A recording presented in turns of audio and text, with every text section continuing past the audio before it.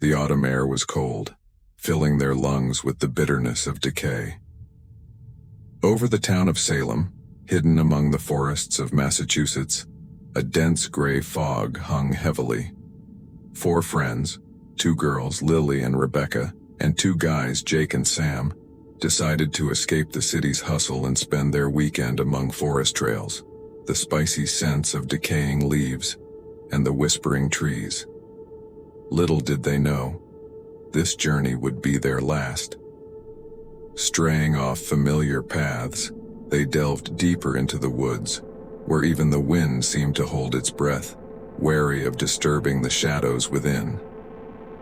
Soon they stumbled upon an old house, decrepit and forgotten by time. Its walls leaned precariously, weathered by moisture and age, covered in patches of moss and mold. Around the house stood broken trees, as though something had deliberately cleared the way, like an altar to ancient gods. The windows were shattered, with empty openings as dark as hollow eyes, scrutinizing them with a lingering hunger. Scratches marked the walls, and they wondered what kind of creature could leave such deep marks on the aged wood. Clouds gathered over the forest, and cold raindrops began to slip through the canopy, piercing the silence with their steady patter. Left with little choice, soaked and shivering from the cold, they entered the house, hoping for shelter from the elements. Their laughter faded as they took in the interior, adorned with strange symbols and old twisted candles, burned down and warped. On the floor lay a circle of ancient stones, within which someone had left dried herbs and small fetishes woven from hair and fabric. Nearby was a doll, crudely fashioned from sticks and rags, its hollow eyes seeming to follow their every movement. It looked as though someone had stripped the skin from it, leaving only ragged remnants exposing each joint like an open wound. The smell in the house was nauseating, a blend of decay, dampness, and something else, as if death had left its final breath here. The ceiling was low, with beams hanging down, threatening to collapse with the slightest touch. Trying to break the tension, Jake chuckled and remarked, "Looks like the local kids were just playing witches here. Nothing to be scared of, right?" His words echoed through the corners, failing to elicit smiles from the others. There was something wrong about this place, something that seeped into their thoughts like a poisonous smoke, warping reality. Night fell upon the house. Silence thickened, clinging to their minds like dark syrup, filling their consciousness. Lily, Jake, and Rebecca soon slipped into an uneasy sleep, but the darkness offered them no peace.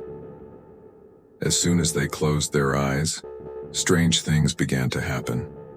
Shadows on the walls seemed to shift, forming shapes full of malice and hunger. The floor started to tremble, as if alive, and their dreams intertwined with nightmares, where unseen hands reached out, leaving icy trails along their skin. Awakening in the dead of night, Rebecca, with growing dread, noticed Sam was nowhere to be found. She frantically shook Jake and Lily awake. "He probably just stepped outside," Jake tried to reassure her, but his voice trembled.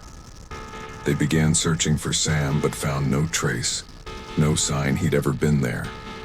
Only darkness, thickening around them, seemed alive, watching their every move. Holding their flashlights in front of them, they ventured outside into the dark forest, which had suddenly become hostile and menacing. The trees, sullen and massive, loomed above them like silent giants holding their breath.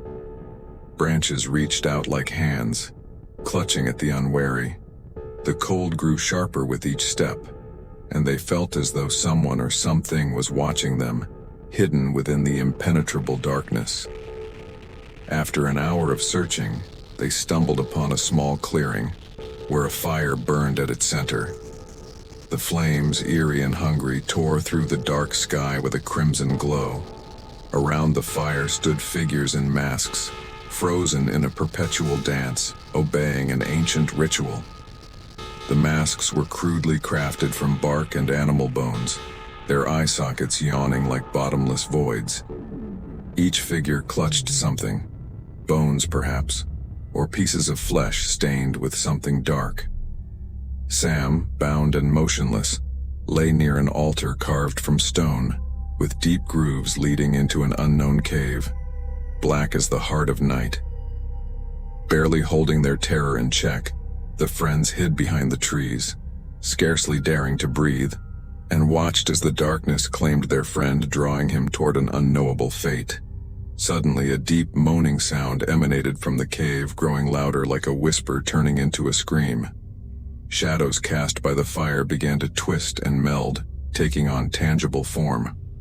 Finally, a creature crawled out of the darkness, its skin glistening in the firelight as if covered in slime, its teeth grinding like knives eager for work.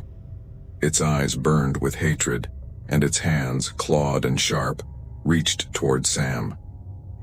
The creature, pitiless and alien to all things human, seized Sam, and despite his screams and struggles dragged him back into the black maw of the cave, into the depths where eternal darkness dwells and where trapped souls are held forever.